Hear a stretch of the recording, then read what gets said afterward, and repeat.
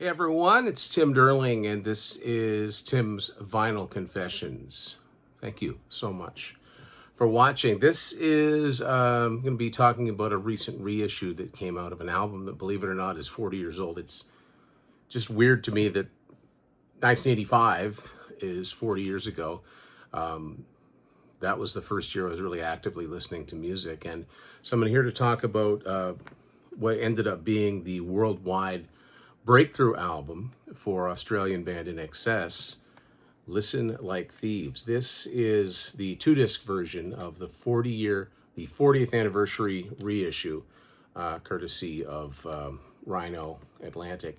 First thing you'll notice is that the cover, although it's still the original graphic, it's got a lot more red in it, so it looks a little bit different than the original cover.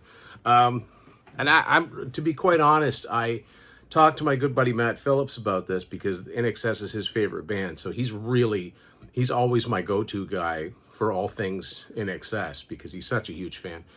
I'm a medium fan. I like the band a lot. I grew up listening to their music, and this is really the period where I first became aware of them. I don't know if I heard or saw a video by them, like maybe Original Sin or Burn For You or one of those videos prior. But I definitely remember when What You Need started getting played on the radio all the time. That was the song that took them into the top 5 for the first time in the US. And they were big in Canada almost from the third album onward. They always did really, really well in Canada. But Listen Like Thieves was their breakthrough album all over the world. And, What You Need was a top 5, pretty much smash single all over the world. Really, really well-known video with some... a lot of their videos were innovative. This one used some innovative photography techniques and a lot of editing, which back then wouldn't have been easy. So what we get with this album, and of course there's 4-disc versions, and you can just take your pick how much you want to spend. This is the 2-disc version, which suits me. The first CD is just the album itself, 2025 mixed by Giles Martin and Paul Hicks. I mean, the album was originally produced by Chris Thomas. It sounded pretty good from the beginning. This is just louder, I guess. I'm not audiophile enough to really pick out some differences. It's just a good sounding album anyway, and a good album. Really flows well from start to finish. What I've got on the second disc is a mixture of B-sides, remixes, and live recordings. So the deluxe edition, discs 2 and 3, have a lot more. They've got some studio, basically work tapes, works in progress of songs that in some cases didn't have names, like What You Need, for example, started off as funk song number 11. They said, call it something. You can hear the guys coming on the talkback, the producer talking to the guys in the band. You can hear Michael Hutchence talking. You can hear him explaining what the songs are about. There are some radio spots, a lot of remixes. I mean, this band was one of those, a rock band that you could do dance remixes of very, very easily. And I'm listening to remixes of songs like the title song, Listen Like Thieves, which is one of my favorite INXS songs anyway. I have to wonder if Def Leppard wasn't influenced by INXS when it came time for remixes, because a lot of the Hysteria singles got remixes. And when I hear some of these, they remind me of them, where they kind of chop up the songs themselves so the vocals come in when you don't expect them, and different things like that. One thing that I really noticed is, people talk about demo-itis, which is where a band has a hard time replicating the feel of their original demos, but sometimes you can really see where working on something over and over again and refining it benefits the song. And Listen Like Thieves is a good example, because the original demo, the vocal phrasing is all off to me. When I hear it, it's like, boy, that sounds weird. They got it just right when they recorded it, or when they finalized the version. And the famous story, of course, INXS fans, diehards know this, What You Need was a last-minute addition, as often hit singles are. They came across, they started to play that riff, that beat, and the rest was history. You hear some interesting different vocal phrasings used.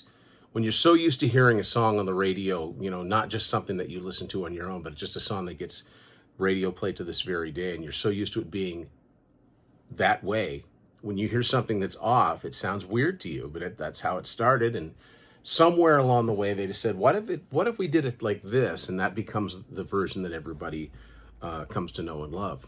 There's not much in it for, not extensive credits in the 2-disc version. It just says where all the songs are from. Another thing that's on here, INXS were, I've never really added them up, but the number of B-sides that this band did, like songs that were completely separate from the songs that were on their albums, there's tons of them. There's got to be albums and albums worth of them. There's got to be like 3 albums worth of B-sides. Am I right about that? Like, there seems like a lot of them. Like, it seems like they did a lot of them for each album, and they did it pretty consistently all the way through their career.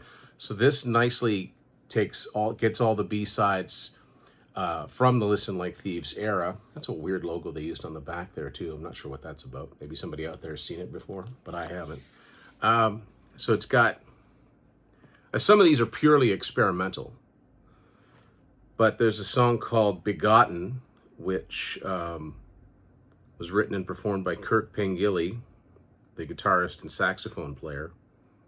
And it's like a jazzy, old-timey 30s thing. It's got Gary Beers on upright bass, and it's very, very different. It's an instrumental. Very different for them. You'd never know it was INXS. Really cool song, which it could have been released as a single in its own right. A song called I'm Over You. And again, apparently they gave everybody a song to just go nuts on themselves. This is John Ferris, the drummer from INXS.